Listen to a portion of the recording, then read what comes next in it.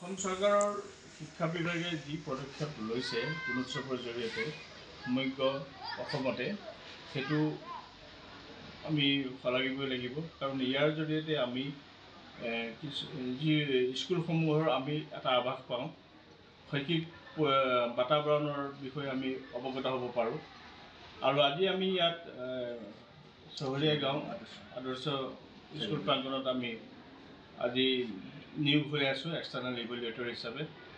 মোৰ লগত সহকৰ্মী মতিবুৰ ৰহমান চাহাবো ইভেলুৱেটৰ হিচাপে নিয়োগ হৈ আছে। আৰু আমি যিখিনি বৰ্তমানলৈকে অবজাৰ্ভেশ্যন কৰিলোঁ, আমি সুন্দৰ পাইছোঁ, পৰিৱেশ ভাল পাইছোঁ।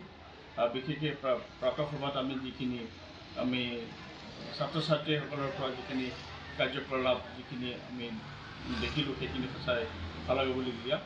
আৰু বৰ্তমান পৰ্যায়ত আমাৰ যিটো আজিৰ দিনটোৰ যিটো ইভেলুৱেশ্যনৰ প্ৰক্ৰিয়া চলি আছে আৰু অন্তিম সময়ৰ পিছতেই আমাৰ সেই প্ৰক্ৰিয়া শেষ হ'ব। ইয়াৰ পিছত পৰৱৰ্তী কাৰ্যসূচীবোৰ আমাৰ সুকলমে পাৰ হ'ব।